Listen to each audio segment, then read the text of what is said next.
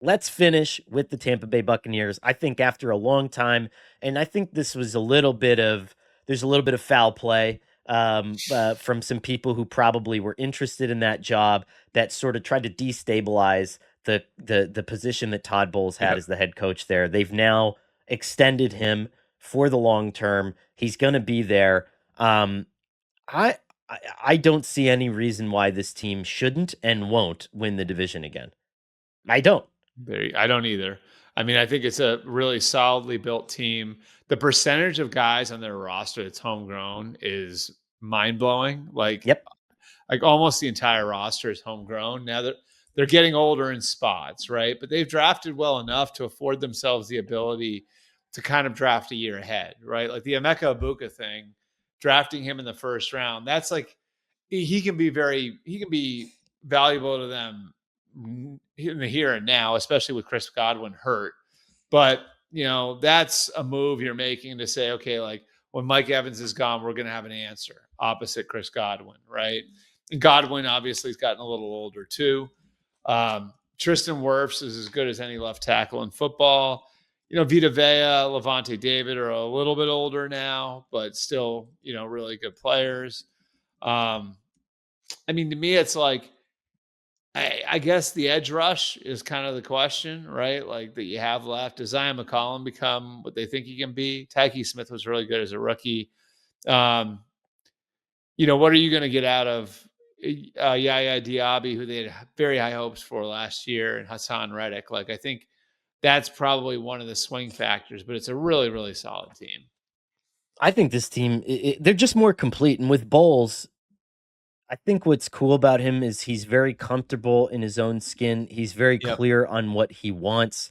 He makes life easier for another offensive coordinator. And that's the part that no one has talked about. And if I had to Yeah. list a Bucs strength, I would say this. Like, you lose Dave Canales, you lose Liam Cohen, both to head coaching jobs because they were both viewed as guys who came in and kind of magically transformed or elevated Baker Mayfield.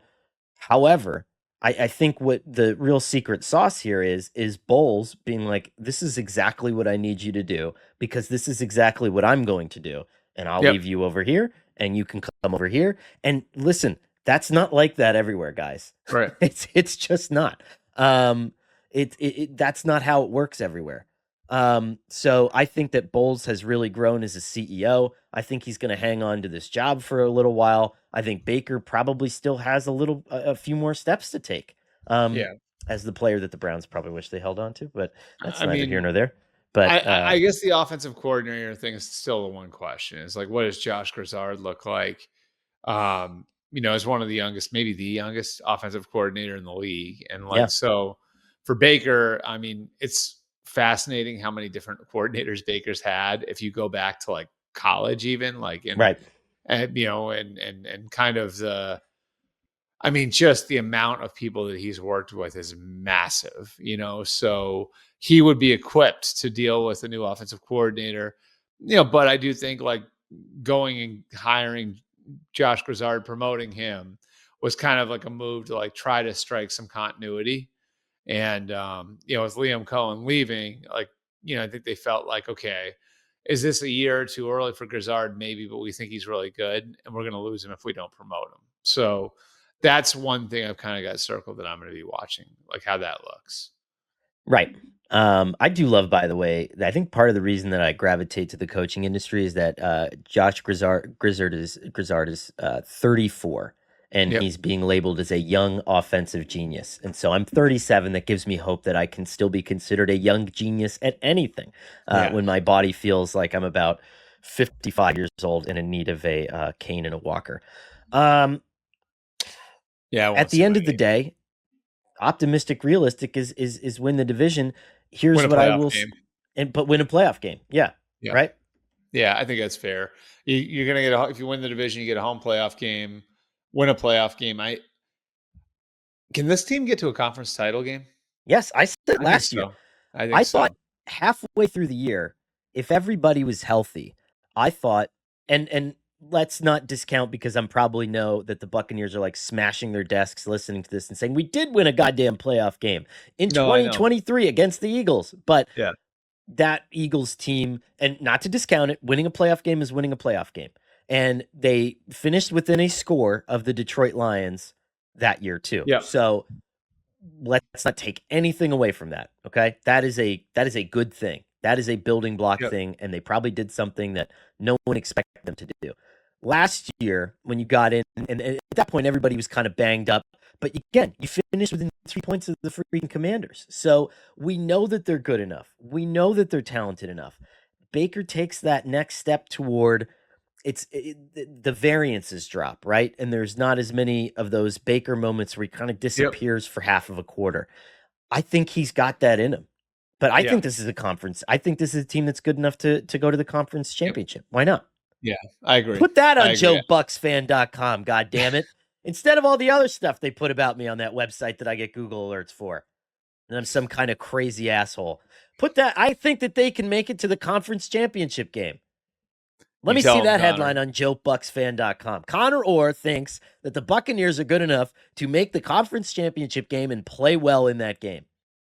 Oh, I was going to say, like, Conor optimize it for SEO so it ranks in Google too. Conor might think they're going to lose by 40 when they get to Lincoln That's Financial all I read Field. about myself on that website. God damn it, they're going to get to Lincoln Financial Field for the NFC title game.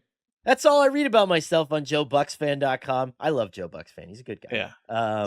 But put the positive stuff in there too. I think the Buccaneers can do it. I said this, and that's the other thing.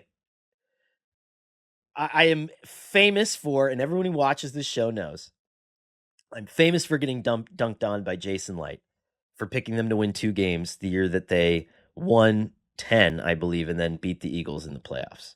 Okay? Mm-hmm. I've owned that. Since then, I've picked them to win the division last year. They did. 6 games into last season, when Baker Mayfield played that game where Tom Brady was the color commentator, I wrote that I thought that they were good enough to be a dark horse Super Bowl contender. And I meant it. Since then, I've also put the Bucs on the cover of Sports Illustrated.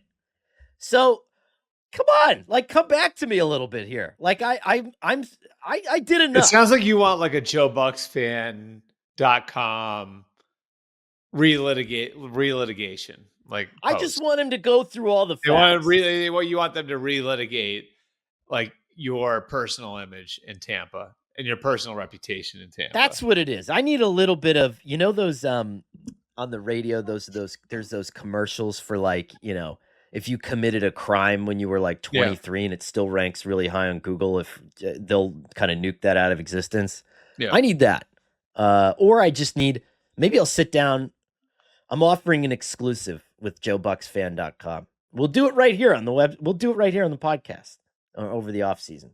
And we'll talk about how much I like the Tampa Bay Buccaneers, because as we round this out, the realistic expectation is that you win the division. Again, the optimistic one is I think you can make some noise in the playoffs. There's a lot of good players here. In my 100 predictions column, which came out 2-3 weeks ago, I said that Bucky Irving was going to be a top 5 fantasy football player.